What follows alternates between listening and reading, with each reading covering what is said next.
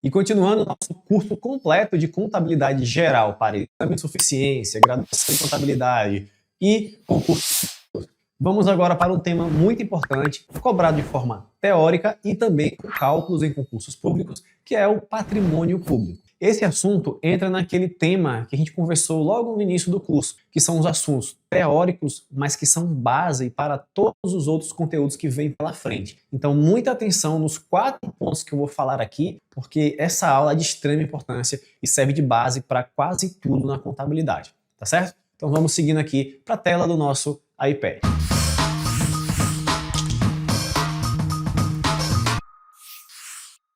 Estamos aqui na tela do nosso iPad. A aula de hoje é sobre patrimônio na contabilidade. Tema de muita importância para o seu estudo enquanto contador. Isso aqui cai demais em provas, concurso público, exame de suficiência. Vamos lá. Quais são os tópicos que você precisa levar para a sua prova? A primeira coisa que você precisa ter é o conceito de patrimônio. Outro ponto de extrema relevância que você precisa ter é o seguinte, são os aspectos qualitativos e quantitativos do patrimônio. O que mais, Felipe, que é de extrema importância? Aqui, ó, os componentes patrimoniais. Só isso, Felipe? Não, tem mais. Outro ponto muito importante é a equação patrimonial. E por último, mas não menos importante, muito pelo contrário, são as situações patrimoniais. Pessoal, esses 5 tópicos que a gente elencou aqui são 5 tópicos dentro do patrimônio que você precisa levar para a sua vida enquanto contador, em qualquer prova, em qualquer exame, tá certo? Então já anota aí no seu caderninho, lembrando mais uma vez que esse material está disponível para download, é só você ir lá no primeiro comentário fixado que você vai receber. Como a gente falou, pessoal, a primeira coisa que você precisa saber é qual que é o conceito de patrimônio. E qual que é esse conceito? Anota aí que eu vou falar. Patrimônio, bom, o patrimônio ele é o conjunto de bens, de direitos e de obrigações de uma entidade. Bem é tudo aquilo que você possui, né? Um carro, uma casa, um livro, sua bicicleta, né? O que é mais? Dinheiro no banco. Tudo isso são bens, são posses suas, terrenos, enfim, isso daí são os bens. E direitos, Felipe? O que é direito? Direitos são coisas que lhe pertencem, mas que não estão com você nesse momento. Vamos supor que você emprestou um dinheiro para um amigo seu. Você tirou o dinheiro do seu bolso, da sua conta bancária e emprestou para um amigo. Você tem esse direito de receber esse dinheiro de volta, com alguns juros acrescidos, claro, mas esse dinheiro ele não está com você. Você tirou esse dinheiro temporariamente do seu patrimônio. Porém, você recebeu o direito de receber de volta aquele dinheiro. Então, o direito é basicamente tudo que lhe pertence, mas que no momento não está com você. Ou que você pode utilizar. Outro exemplo, você faz uma assinatura de revistas. Você assina lá a revista Isto É, Veja, Caras, né? Nem sei se elas existem ainda, mas vamos supor que elas existam. Você faz uma assinatura da revista. Não necessariamente você é dono da revista Isto É, Caras, Veja, etc. Porém, você tem o direito de receber algumas edições na sua casa. Mesma coisa, um seguro. Você compra seu carro, que é um bem seu, e você coloca um seguro nele. Para caso você tenha uma batida, você ser assistido, né? Você não precisa comprar um carro novo. Então você coloca o seguro, você não é dono da seguradora. Porém, você tem o direito de ter seu carro consertado caso exista algum acidente, alguma coisa. Entendeu o que é o direito? O conceito técnico de direito seria basicamente o seguinte, né? São os créditos que uma pessoa tem contra outra pessoa ou outra entidade. Mas o meu conceito eu acho mais legal, né? Os conceitos que eu falei aqui, você aprende mais legal. E o que é uma obrigação? Bom, a obrigação é o seu dever para com alguém. Imagina que você pega o dinheiro emprestado com o banco. Você recebeu o dinheiro, mas você tem a obrigação de devolver aquele dinheiro no futuro, acrescido de juros. Você tem a obrigação de fazer alguma coisa para alguém. Isso é uma obrigação. O nome correto, a gente vai ver já já, é passivo. Dos bens e dos direitos, o nome correto é ativo. Então elencamos aqui os conceitos, né, de bens, direitos e obrigações. Esses bens, direitos e obrigações, eles possuem características, possuem aspectos próprios. Esses aspectos eles podem ser definidos da seguinte forma, podem ser organizados, né, da seguinte forma, de forma qualitativa ou de forma quantitativa. O que é isso, Felipe? Vamos supor que eu tenho um bem, eu tenho um carro, e eu tenho também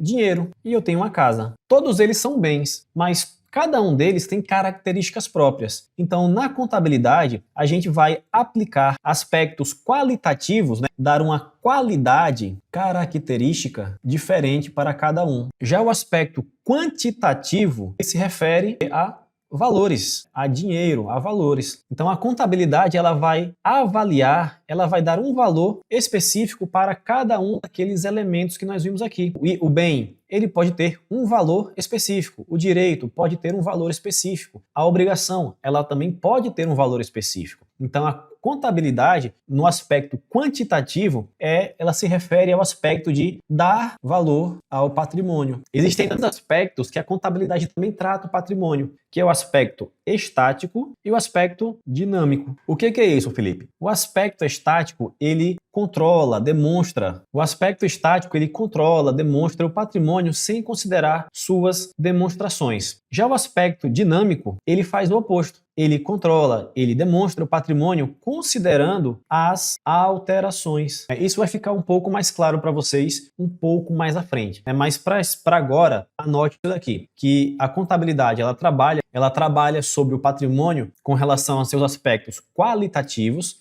quantitativos, estáticos e dinâmicos, tá certo? Anote isso aí que já todo o quebra-cabeça vai fazer sentido. O outro ponto primordial que você precisa levar para a sua vida profissional é com relação aos componentes patrimoniais. Isso também é chamado de elementos patrimoniais, ok? Pode ter patrimoniais, pode ter os dois nomes, certo? O que é isso? A gente viu que o patrimônio ele é formado por bens, por direitos e por obrigações, certo? Beleza. Os bens e direitos, eles têm um nome, eles são chamados de ativos. As obrigações são chamadas de passivos. Pô, legal, Felipe, mas é só isso? Não. Nós vimos aqui que existe o quê? Um aspecto dinâmico, um aspecto que causa alteração no patrimônio. Essas alterações do patrimônio nos ativos e passivos, elas são causadas por dois componentes, as receitas e as despesas. Pô, beleza, Felipe, legal. Agora eu entendi. Então quer dizer que eu tenho um patrimônio, né? Meu patrimônio é formado por ativos e passivos, né? Que são bens, direitos e obrigações. E esses bens, direitos e obrigações, eles podem ser modificados para mais ou para menos, a depender da minha receita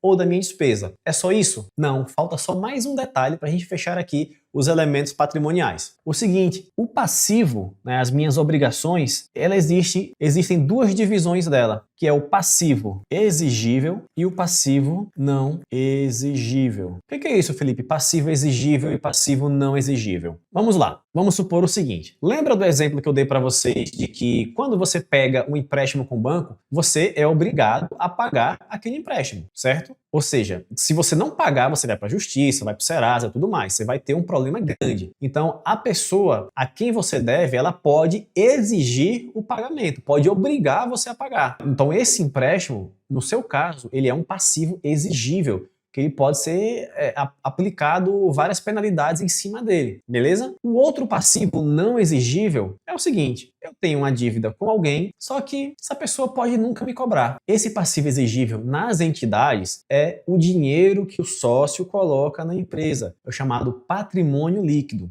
Eu sei que existe um pouco mais de conhecimento dentro desse ponto, mas para início vamos tratar apenas isso, como patrimônio líquido, como o quê? Como o dinheiro que os sócios colocam dentro da empresa. Ou seja, o sócio ele pode retirar o dinheiro da empresa no futuro. Pode, mas não é algo que ele vá fazer, que ele tenha a intenção de fazer logo.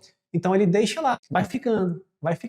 Enquanto a empresa estiver dando lucro, vai ficando. Porque ele colocou aquele dinheiro para que a empresa gere mais dinheiro para ele. Então esse patrimônio líquido, ele é conhecido como passivo não exigível. O sócio, ele pode retirar aquele dinheiro no futuro. Pode, mas não é algo que ele vá fazer de imediato. E se ele for fazer, não vai ser algo tão pesado, penoso, como se fosse um empréstimo. como se fosse uma dívida com o fornecedor. Entendeu? A lógica é essa. Enquanto o empréstimo, a dívida com o fornecedor, ela pode gerar penalidades para você, ali o passivo não exigível é algo mais suave, tá lá, o dinheiro tá guardadinho. Se você precisar, eu te devolvo, mas você não vai pegar agora. Entendeu onde eu quero chegar? É basicamente esse o ponto de diferença. O passivo exigível, ele tem alguém que vai cobrar você. Já o passivo não exigível, talvez nunca seja cobrado, né? Tá lá, é de uma outra pessoa, mas essa outra pessoa não tá ligando muito para esse dinheiro que tá fora do caixa dela.